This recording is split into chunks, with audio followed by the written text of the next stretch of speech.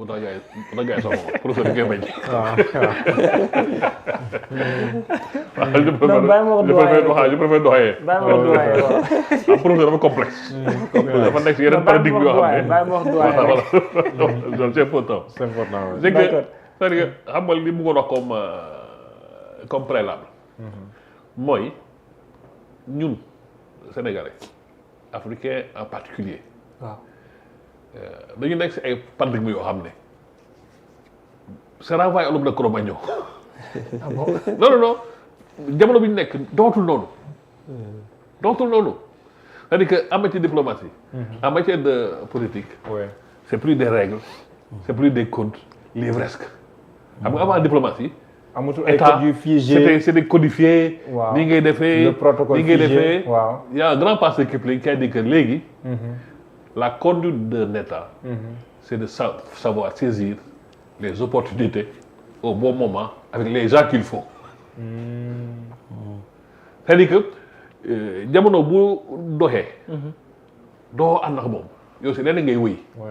voilà des fois su ma déggee yenn débat yi ñu naan bon accueil bi j'ai du mal à moo comprendre ko même affaire protocole des fois c'est amusant Ouais. ouais ay kii ni may doxee mais ça c'est des gens à un moment donné notamment anglo-saxons ñoom qui sont dans la tradition dans la solennité qui faisaient ay règles et puis ñoom souvent c'est des zones de royauté day am ay pratiques yoo xam ne dafa am lu muy doxee comme ils ont été ñoom très envahissants dañoo yóbbaale seen culture nous on a pris le thé dedans donc yooyu nekkatul léegi ay paramètres pour doxal dëkk et puis comme j'ai dit l'autre aspect Kébé esquissé na ko dañuy fàtte ne Ousmane Sonko ce n'est pas le premier ministre qu'on a toujours connu au Sénégal au Sénégal on a toujours connu un premier ministre classique qui est fusible du président de la République puis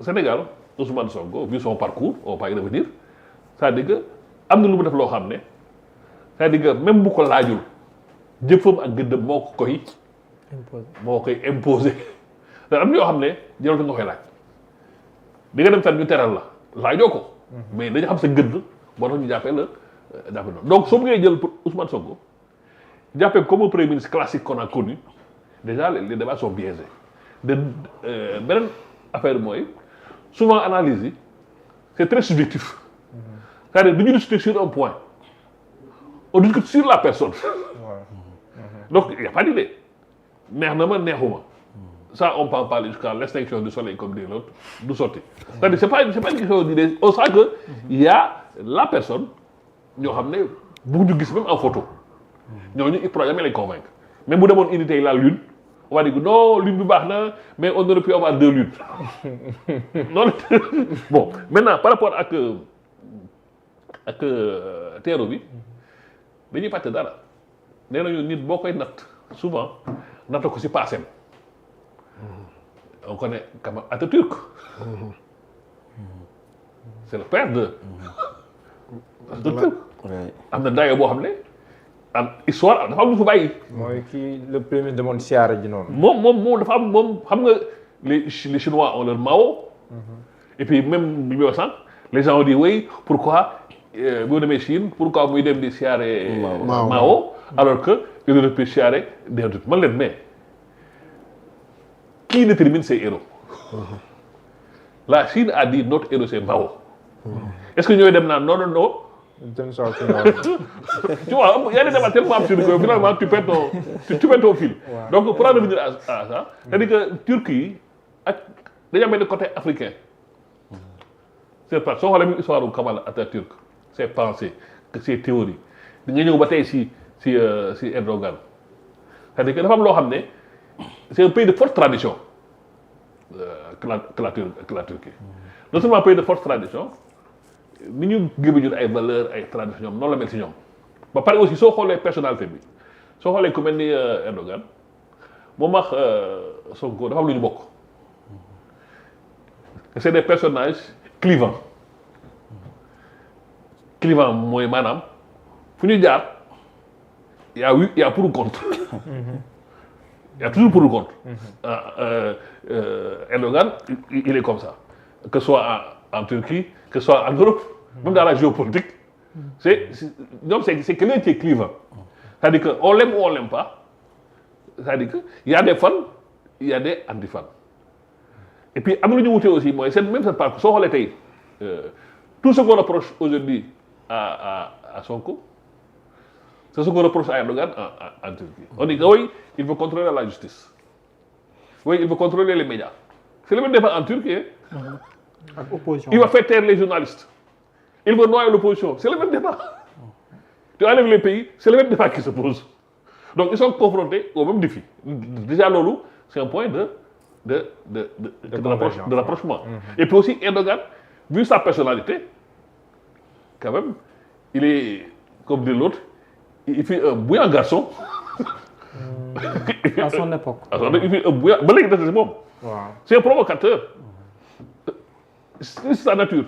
C'est-à-dire que lui aussi, il a un rôle. N'oublions pas que, en 2017 déjà, Turquie, le régime parlementaire alors, mu bokk indi régime présidentiel. Renforcer les pouvoirs du président. Et puis boo Sonko aussi dafa am lu leen boole ñaar dañu boole ñett un peu de populisme, un peu de nationalisme, un peu de conservatisme. yëpp da nga koy gis ñoom ñett waaw populisme au sens où pas au sens négatif. Parce qu'en fait populisme c'est très simple. C'est trois piliers koo xam ne il fait la distinction entre un peuple et une élite bu koy noot. C'est le postulat de base. Les élites yi ñooy noot askan bi. Second postulat de base, un leader charismatique. Troisième postulat de base, mais c'est toute la théorie maintenant. Bon, on n'est pas là pour ça. Mais Erdogan si principe boobu lay doxee. Nationalisme, pas au sens nationalisme. Pour dire encore, on en revient toujours au concept ak tradition. Même les concepts politiques sont en train de mouver. Tey boo jëlee national-socialisme au Japon ak Italie, c'est pas la même chose. Même appellation, mais ça signifie le contraire. C'est pas la même chose. Tu prends le conservatisme en anglais, tu prends le conservatisme américain, c'est pas les mêmes principes. Et pourtant, c'est le même nom. Donc, même les termes sont en train de fuser. Donc, boo toppul mouvement boobu, nga lay bàyyi ginnaaw. Yow tu es encore fusé à l'ancienne terminologie, alors que nit ñi nekk tuuti foofu léegi. ñu si beneen paradigme. Donc loolu mën na expliquer déjà accueil kii Sonko bi. Et puis li gën a surprendre mooy bu doon homologue président. Les gens disent oui président la mais premier ministre. J'ai entendu quelque part benn waay wax ne Erdogan dafa yab Sénégal day invité Sonko premier ministre. J'ai entendu ça dans les... J'ai entendu, et le gars il est très sérieux en plus. Respecté kañ. Non, il est très sérieux. Parce que pour moi, il part dans le paroxysme des formes. C'est-à-dire président, moi invité président. Premier ministre, moi invité premier ministre. Ministre de l'agriculture, moi invité ministre de l'agriculture. Il est dans le paroxysme là, qui n'est pas d'actualité. Parce que soo xoolee même dans ce protocole-là, soo xoolee Erdogan, il est dans un régime présidentiel même là. Qui contrôle la diplomatie, c'est lui. C'est vrai. Et Sonko participe, comme il l'a expliqué, de la diplomatie. Une partie. Délégué par Sonko a une partie de la diplomatie. C'est l'incarnation, c'est l'administration. Il met en œuvre. C'est toujours un bras de la diplomatie. Comme ni ko waxee, Sonko dafa ñëw dogali. C'est ça. Il y a un travail, et ça, les gens l'oublient. Ça dafa am travail préalable. Maintenant dafa mel ne yow nga semé dara. Defe naa fi Diomaye jaar su fekkoon baaxul Sonko du fekk lu bari. Tout à fait. Je pense qu'on peut faire déjà un travail préalable tey mën nañu wax ne Sonko loolu lay récolté ba pare nag ak si ak aura.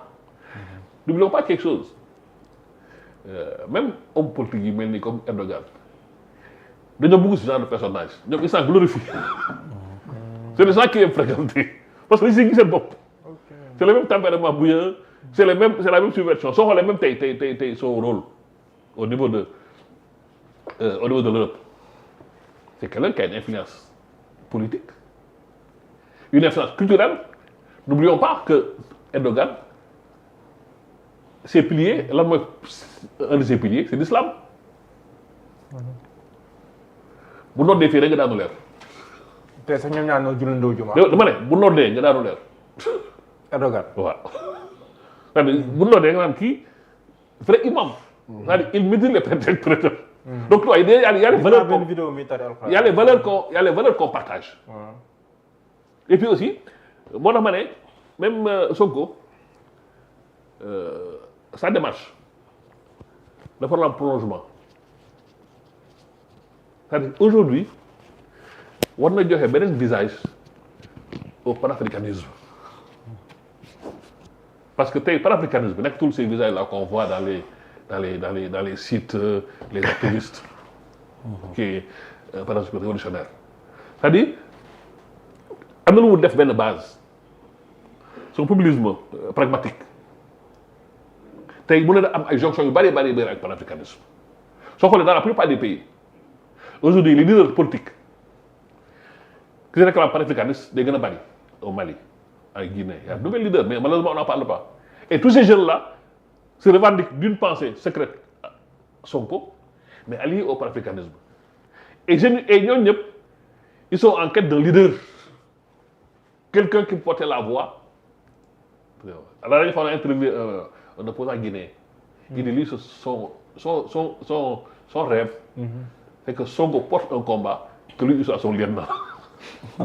Il y a beaucoup de jeunes politiciens qui sont en train de monter mais on n'en parle pas soit on parle des plus connus xam nga loolu lépp soo ko boolee bon teer bi du la jaaxal parce que y a point de commun yu bokk ñu bokk xam nga nit boo leen bokkee fi ngeen xool ànd bi day gën a yomb day gën a yomb donc loolu lépp ay paramètres la yoo xam ne suñ ko tenir en compte bon mun nañu comprendre boobu enthousiasme d'accord surtout encore nit ñi am leen boole tradition musulmane historique il y a beaucoup de choses qui nous lient. après bu ñu ñaar si deuxième tour bi ñëw nag si portée économique bi actuellement si wàllum migration ak yooyu tamit parce que am nañu communauté sénégalaise bu importante foofu en Turquie mais dama la ak Cheikh Ousmane Touré mais premier laaj bi may naa la ko mais deuxième laaj bi am naa laaj ci ñaari bisi laa bëgg nga waaw donc bëgg nga defal ma jàngat par rapport ak les images xam naa Ablaye Seck ak Omsito dinañu ko tegal accueil bi ak prière bi waaw